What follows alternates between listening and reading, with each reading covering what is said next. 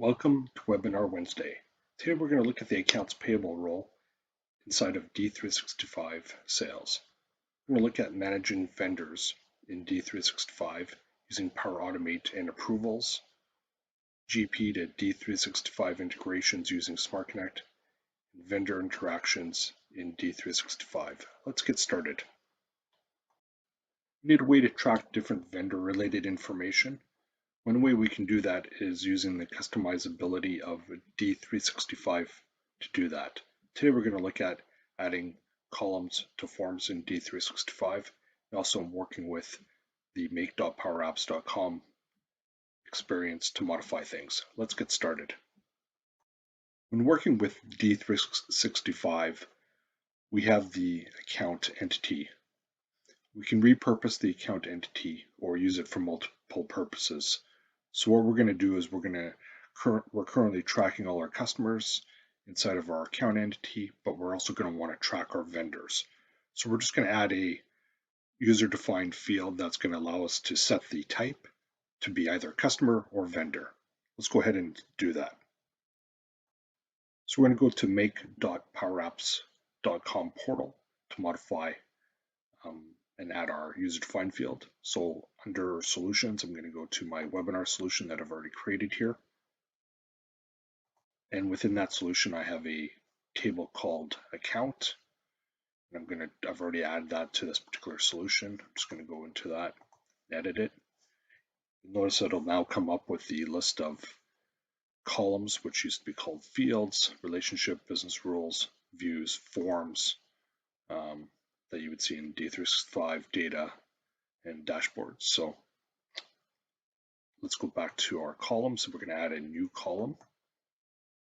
So I'm going to call this category that I want to track. And the data type of this field is going to be choice. And we're going to add a new choice. It's either going to be a vendor or a customer. So we'll add customer to start off with. And we'll add a second option that's vendor. And we'll now save this as our category. For our choice, it's creating the choice field.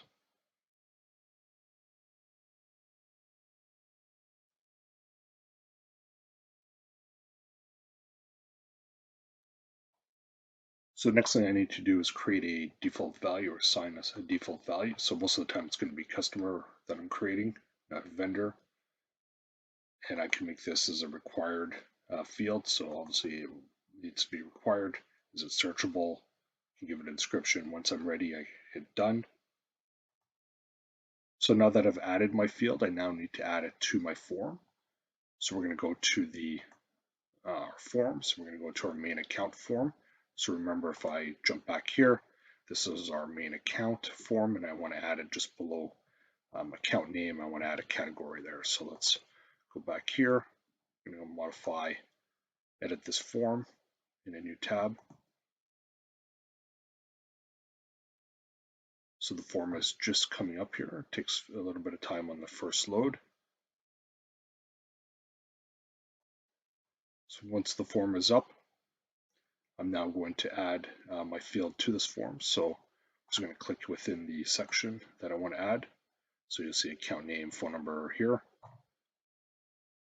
We need to hit the plus to add a new component or form field.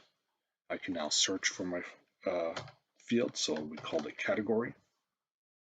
So I have category available to me. It's now added it just to the bottom here. You can just drag that and place that where we want. So we want that just under account name. So I now have category available to me. I would now click save and publish this particular form change. And I'll show you that once I've published it, what that would look like inside of D365. So I noticed that I actually made a mistake, and I actually had two fields or columns with the exact same name. So I actually went back and changed this to account category. You'll now notice that I have customer and vendor as my two available options that I can select. So we're going to select vendor, that this is a vendor account. And now I can treat this and work exactly with this record. I could add other vendor type fields such as credit limit or payment terms, things that you may want to push into another ERP system, such as Dynamics GP from CRM. So to learn more about modifying D365 sales, please contact Profit by visiting us at www.profit.ca. Thank you. Today we're going to look at how we can use Power Automate to track different things within our CRM system, such as credit limit approvals or other workflows. Let's get started. Within Office, one of the apps that's available to us is Power Automate. So let's jump into Power Automate and take a look at what it is.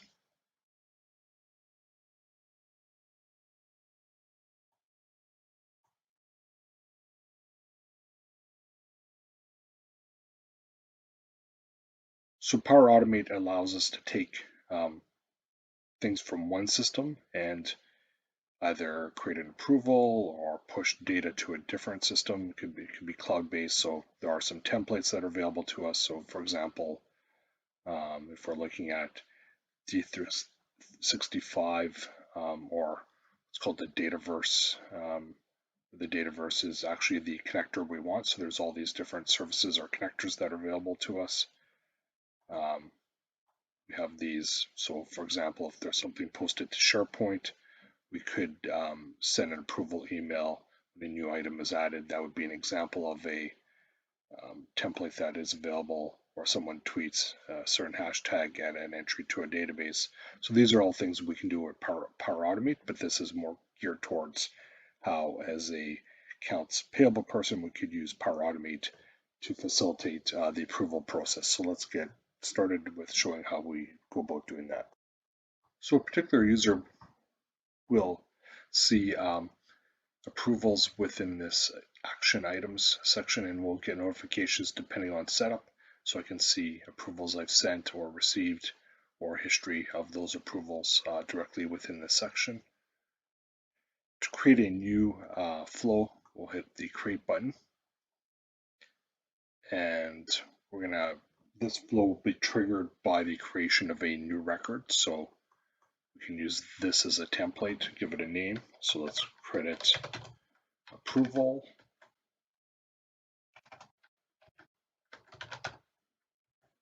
And our trigger, so common data service is the trigger we want to use. So when a new record is created or updated, as you can see, there's different triggers here, deleted. So we'll select when a new record is created, hit create.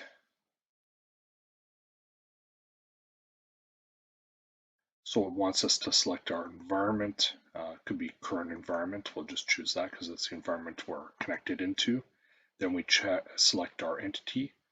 So in this particular case, we're working with our account entity or table and the associated fields, credit limit field. So we're going to select accounts, and our scope is going to be the entire organization. So that is what our trigger is for this step. Next thing we want to do is select a new step. And what do we want to do? Well, we want to actually do an approval operation. So we'll select approvals, and we'll create an approval step. We can start and wait for that approval and then fire off another step, or just or wait for an approval. So in this particular case, start and wait for an approval, and then we would pass the record back into CRM. So let's select that. What is the approval type? It could be approve and reject, first response. We could have multiple approvers, wait for all responses, wait for one response. So we're just going to do first person to approve or respond. Give it a title.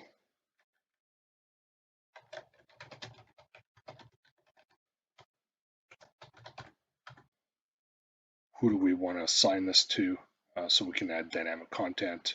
In our case, we're going to assign this to Dan.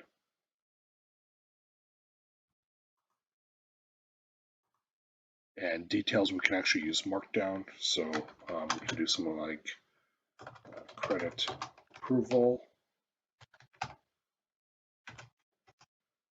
and then we can add dynamic content, so we could add the account name in here.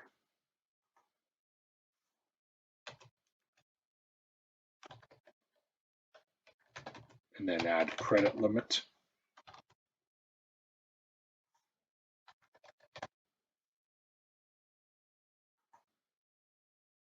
We could also link to the particular record.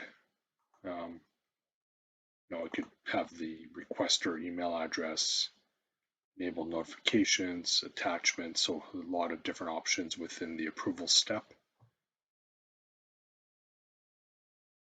We would then save our approval, and we can start testing that approval in a second here.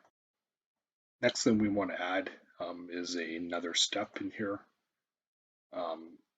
So when a response is received, so be it approved or rejected,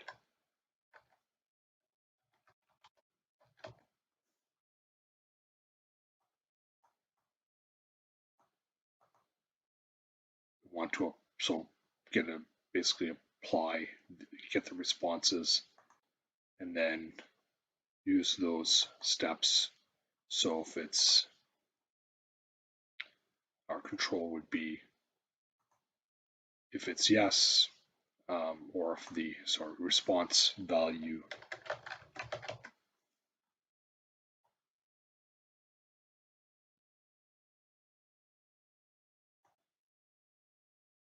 so response is approver response is what we want to select is equal to approved.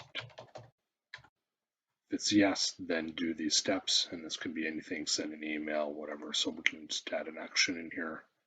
It could be anything. Send an email notification or update a record. And we would then put in a value here, so I could send it to a particular person, from the email, put a subject line and body. Once we're okay with this, we would then save this particular record. I'm just going to get rid of this particular email step in here. We'll just leave this as is. We could then save this and test this particular approval. So once we've created our approval, we can go back to D365 here, create a new account record, and then we would populate the credit limit amount. In our case, with the credit limit amount, I would then save and close this.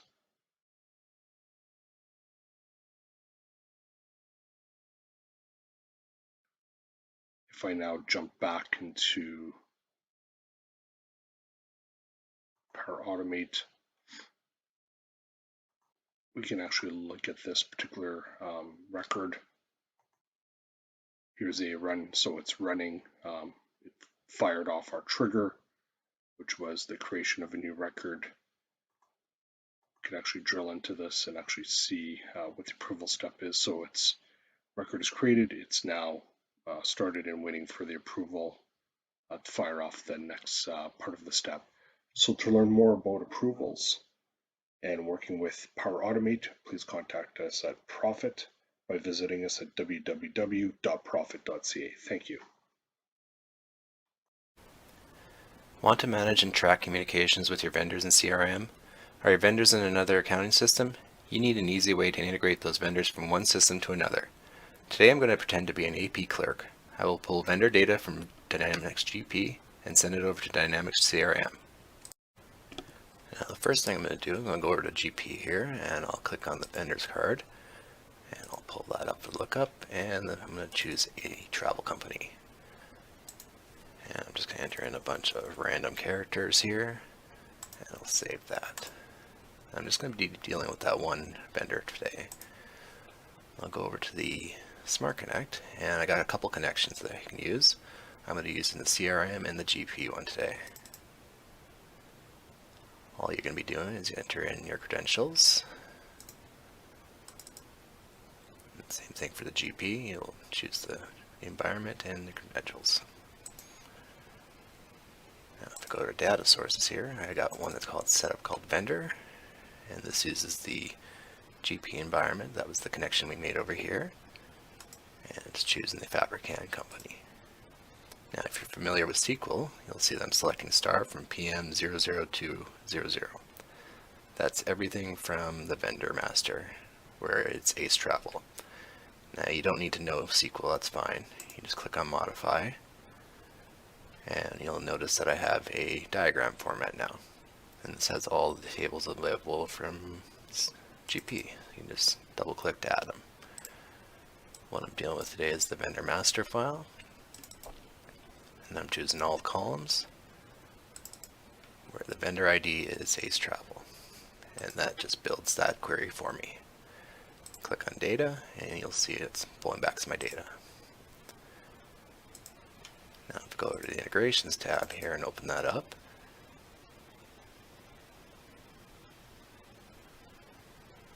first thing you'll see is the ID, and give it a description, and we're going to have a source and a destination. The source is going to be the vendor's data source that I set up over here. Click preview, there's my data. And the destination will be the CRM environment that we set up over on the Connections tab. I chose Accounts, and down here you can just double click that, and you can go map your columns. These are all the columns that are available for my source. Everything checked here has been mapped, and this is where you can send it to. So you can say I set my vendor name, ID, some address information. Scroll down, there's a phone number. If I go all the way to the bottom, you'll see I have relationship type set to vendor, and that's because everything is an account in CRM, and you have to say it's a vendor type. Once again, you can still click preview, and there's our data. Now all you'll do is press run to execute this, or you can just do it from right here, and you click run. And yes, I would like to run that. There's our one record, and it's done like that. I'll click done here, and if I go over to CRM, there's our original vendor that we have, and I click refresh, and a travel company has entered in here. And scroll down, you can see on address 2, I have that little random string that I put in there just to show you. Now that we have a vendor integrated, we can manage our relationship with this vendor in CRM. If you'd like to learn more about SmartConnect, contact us at Profit Business Group at www.profit.ca. That's www.prophet.ca. Thanks for joining us today. Don't forget to thumbs up and subscribe for more content like this. As an accounts payable clerk, we need a way of tracking our communication with the vendor. One way to do that is using D365 Sales or CRM. Today we're going to look at a look at the D365 app, timelines, communication, and applying filters. Let's get started. So one of the ways we currently communicate with our vendor is through our Outlook app. So I have Outlook up here, and I've created a new email to Jack Waterman as an example with AdventureWorks, who is a vendor of mine, asking for a credit limit increase. So I've typed up the email. I can then use my D365 add-in that is part of Outlook. And you'll notice that it's now noticed Jack's email here, notices Jack is a contact in the system, and is now going to start tracking that email to the account for AdventureWorks. So as you can see, it says is track pending here, so it's about to track this email. So I can go ahead and send this email out to the particular client or vendor, and this would get tracked. So I can attach documents to it just like any other email that I would use with the system.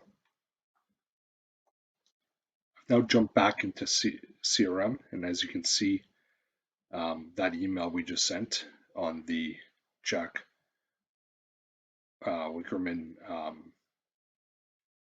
contact, I have the email associated that is now being tracked. I could reply directly from here as well, or forward this particular message, or open the record directly from the timeline. Some other things you can do to track communication with a vendor would be to create a note on the particular contact or account. So let's go to account here, and we're going to go to our AdventureWorks account that we just created. I think this was the one. So I have the email here that you can see also gets tracked to the account, not just the contact, because the contact is obviously part of the account. And now I'm going to create another, so I could, for example, if I had a phone call with a vendor, I could track that within CRM, or if I had a task to do, I could also create a note. So let's do that. So I could give the note a title, send credit application as an example. That'd be the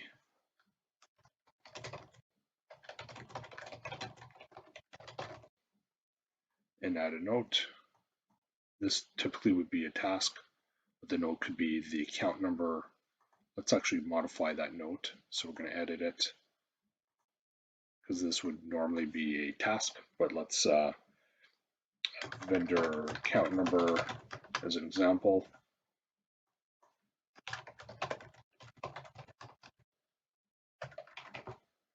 And we'll save this. So I have now a note on the account. The other thing I can do directly from D365 is apply a filter to my timeline.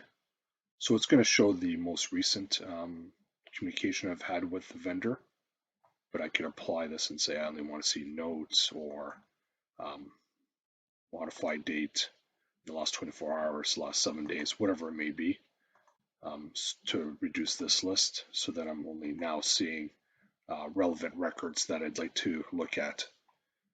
So that is working with CRM and Outlook and your vendors, and tracking different communication between you, the client, and the vendor. If you'd like to learn more about working with vendors, please contact us at Profit by visiting us at www.profit.ca.